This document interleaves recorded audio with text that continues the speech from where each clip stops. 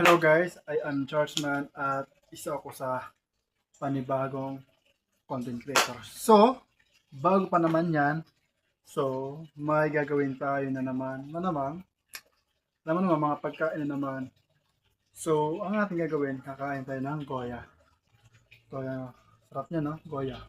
Na naman, kung may palaman, may tinapay. Yun.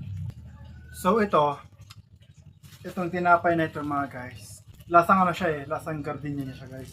Pero ang kanya talagang pangalan guys ay bread box.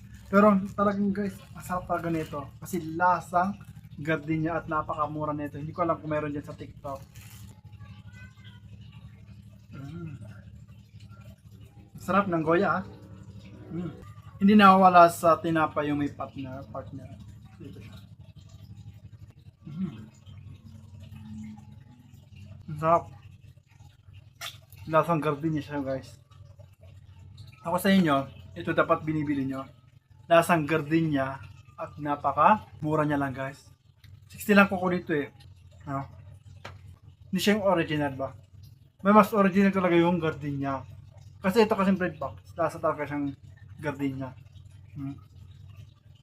At isa pa, yung tinapay niya hindi talaga siya malambot.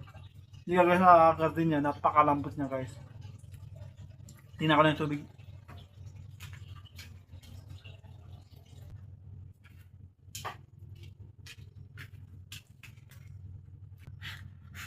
Magpapahinga muna tayo guys. Malamang, nakakain lang natin ito po. Pagkatapos ito, maliligo na rin ako. Anong oras na? 12. Sobrang init. Shut. Ang init. Kasi ito talaga guys, napakasarap nito talaga. Sobrang sarap nito. Itong bread box, napakasarap nito guys. Mas lalo kapag nilagyan mo siya ng palaman. Mm, sarap. Isa lang, kasi titipirin ko to eh. Kailangan natin magtipid kasi nga bukas fasting na.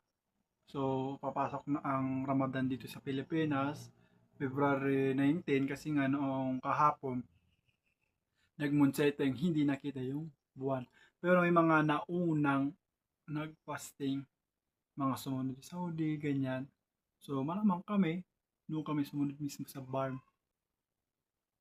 So, sa mga nanonood dyan, mga taga Middle East, ganyan, o sa ibang bansa, ganyang Europe, Asia, kamusta na ang Ramadan nyo?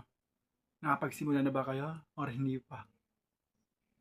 Ang sarap niya, lasang-lasa talaga yung chocolate.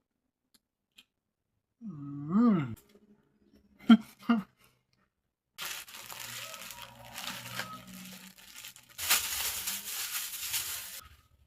Sobrang init talaga. Yan. Hindi ko ba na kung pati yung pa naman pagkain may class A rin, no? Para bang, parang ganun ba? Hmm? Hmm.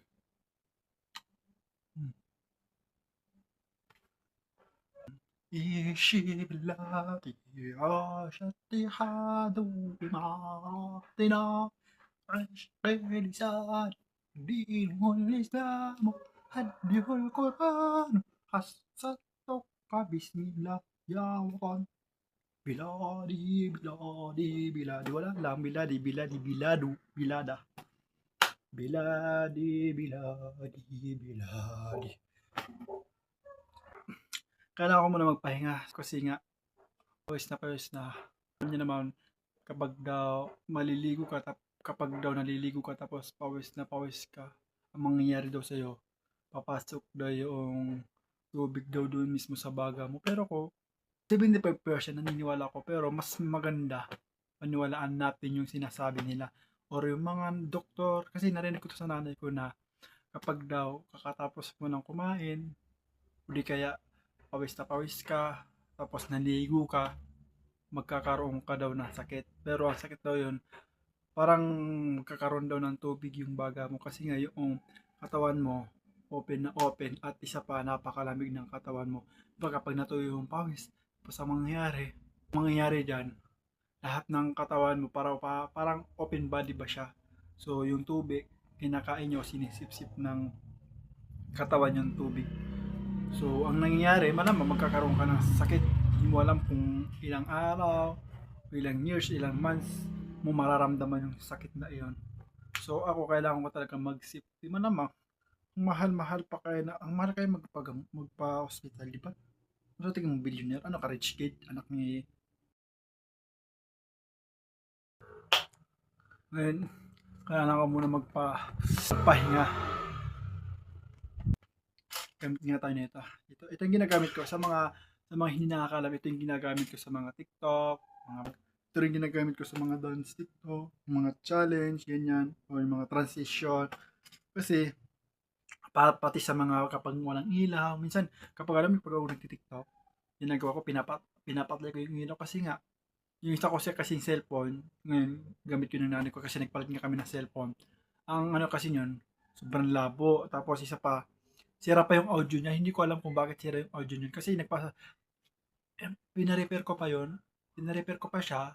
Then ang nangyari, kasi yung LCD, namatay siya nung nilalaro ko siya ng ML. Nung naglalaro ko ng ML, bigla siya na blackout, namatay.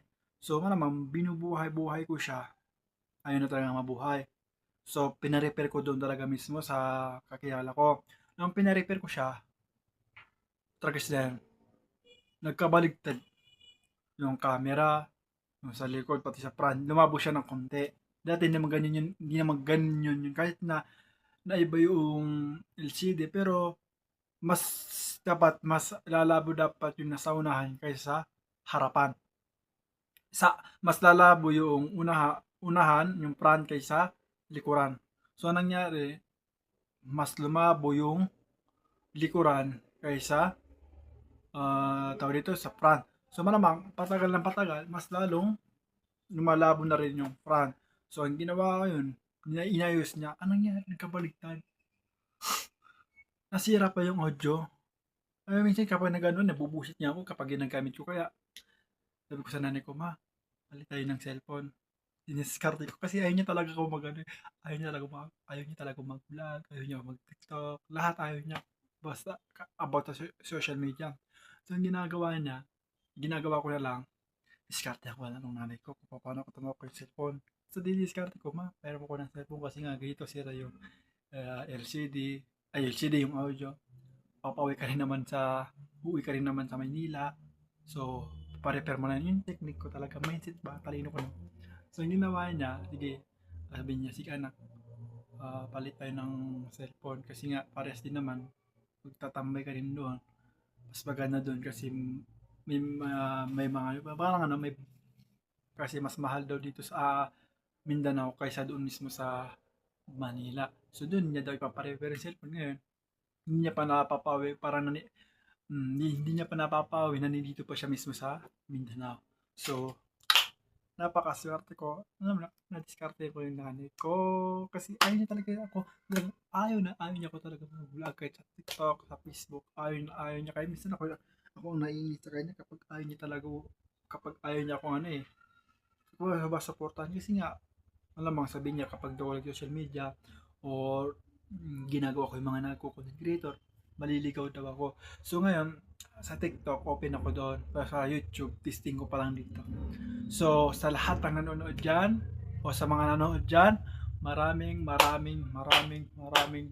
salamat sa inyong lahat, sa inyong walang sawang manonood sa akin kahit walang kakwenta-kwentang pag-uusapan. So, maraming salamat and happy Mubarak sa inyong lahat, mga madam, and Happy Chinese New Year, and tag nyo dito or comment dito kung ano ang nangyari sa inyong Chinese New Year. Go!